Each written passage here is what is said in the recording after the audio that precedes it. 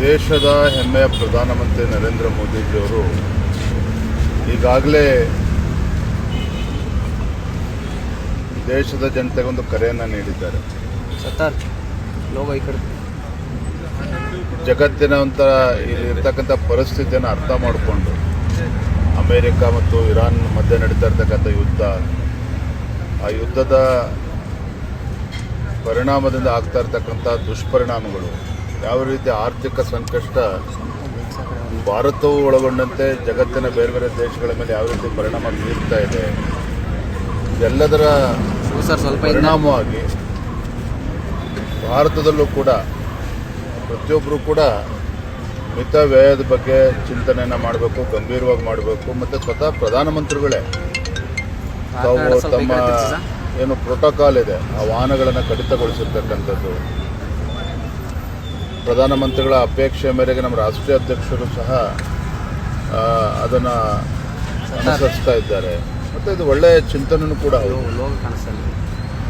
ಹಾಗಾಗಿ ಈ ನಿಟ್ಟಿನಲ್ಲಿ ಪ್ರಧಾನಮಂತ್ರಿಗಳೇ ಕರೆ ಕೊಟ್ಟಂಥ ಸಂದರ್ಭದಲ್ಲಿ ವಾಹನದ ಬಳಕೆಯನ್ನು ಕೂಡ ನಾವು ಗಮನಿಸಬೇಕಾಗ್ತದೆ. ಆದಷ್ಟು ಸಾರ್ವಜನಿಕ ಬಸ್ ಇರ್ಬೋದು, ಮೆಟ್ರೋ ಇರ್ಬೋದು, ಇದನ್ನು ಬಳಸಬೇಕು ಅಂತೇಳಿ ಪ್ರಧಾನಮಂತ್ರಿಗಳೇನು ಒಂದು ಕರೆಯನ್ನು ಕೊಟ್ಟಿದ್ದಾರೆ. ಮತ್ತು ಅವರು ಇಡೀ ದೇಶದ ಪ್ರತಿಯೊಬ್ಬ ಪ್ರಜೆಗೂ ಕೂಡ ಒಂದು ರೀತಿ ಮಾದರಿ. ಹಾಗಾಗಿ ನಾನೊಬ್ಬ ರಾಜ್ಯದ ಅಧ್ಯಕ್ಷನಾಗಿ, ಕಾರ್ಯಕರ್ತನಾಗಿ ನನ್ನ ಕರ್ತವ್ಯ ಕೂಡ ಹೌದು. ಅದನ್ನು ನಾನು ಕೂಡ ಅನುಸರಿಸಬೇಕು ಅಂತೇಳಿ ಇವತ್ತು ಕುಂಬ್ಳಗೋಡ್ನಲ್ಲಿ ನಮ್ಮ ಪ್ರಶಿಕ್ಷಣ ವರ್ಗ ಇದೆ, ಬೆಂಗಳೂರು ದಕ್ಷಿಣದ ಪ್ರಶಿಕ್ಷಣ ವರ್ಗ ಇದೆ. ತದನಂತರದಲ್ಲಿ ರವಿಶಂಕರ್ ಗುರೂಜಿ ಅವರನ್ನು ಭೇಟಿ ಮಾಡಿ ಅವರ ಆಶೀರ್ವಾದನ ಪಡೆದುಕೊಂಡು ವಾಪಸ್ ಮೆಟ್ರೋದಲ್ಲೇ ವಾಪಸ್. ಸರ್, ಪೆಟ್ರೋಲ್ ಡೀಸೆಲ್ ಏರಿಕೆ ಆಗಿರೋದ್ರಿಂದ ಪ್ರಧಾನಿ ನೈತಿಕ ಹೊಣೆ ಹೊತ್ತು ರಾಜೀನಾಮೆ ಕೊಡಬೇಕು ಅಂತೇಳಿ ವಿರೋಧ ಪಕ್ಷಗಳು ಆಗ್ರಹ ಮಾಡ್ತಾರೆ.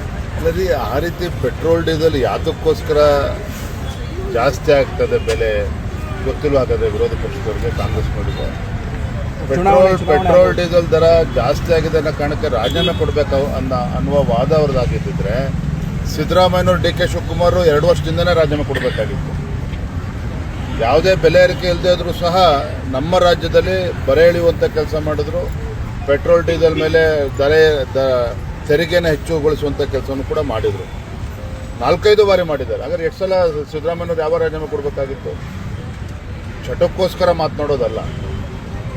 ಜಗತ್ತಿನ ಪರಿಸ್ಥಿತಿ ಏನಿದೆ, ದೇಶದ ಪರಿಸ್ಥಿತಿ ಏನಿದೆ, ಯಾವ ಸಂಕಷ್ಟದಲ್ಲಿ ಇಡೀ ಜಗತ್ತು ಇವತ್ತು ಹೋಗ್ತಾ ಇದೆ, ಇದೆಲ್ಲವನ್ನು ಅರ್ಥ ಮಾಡಿಕೊಂಡು ಪ್ರಧಾನಮಂತ್ರಿಗಳು ಒಂದು ಕರೆಯನ್ನು ಕೊಟ್ಟಂಥ ಸಂದರ್ಭದಲ್ಲಿ ವಿರೋಧ ಪಕ್ಷಗಳು ಕೂಡ ಅರ್ಥ ಮಾಡ್ಕೋಬೇಕು. ವಿರೋಧ ಮಾಡೋದಕ್ಕೋಸ್ಕರ ಮಾಡಬಾರ್ದು. ಚುನಾವಣೆಗಳು ಮುಗಿಯೋವರೆಗೂ ಪೆಟ್ರೋಲ್ ಡೀಸೆಲ್ ಹೈಕ್ ಆಗಿದೆ. ಇದಕ್ಕೆ ಚುನಾವಣೆ ಮುಗಿದ ನಂತರ ಮಾಡಿದ್ದಾರೆ ಸ್ಟ್ರಾಟಜಿ.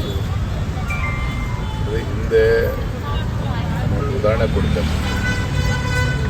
ಮತ್ತು ಈ ದೇಶದ ಮಧ್ಯಮ ವರ್ಗದ ಜನರಿಗೆ ಅನುಕೂಲ ಆಗಬೇಕು ಅಂತ ಹೇಳಿ ಇನ್ಕಮ್ ಟ್ಯಾಕ್ಸ್ ಸ್ಲ್ಯಾಬನ್ನು ಕಡಿಮೆ ಮಾಡಬೇಕು, ಸುಧಾರಣೆ ಮಾಡಬೇಕು ಅಂತ ಭಾಳಷ್ಟು ಬೇಡಿಕೆಗಳಿತ್ತು.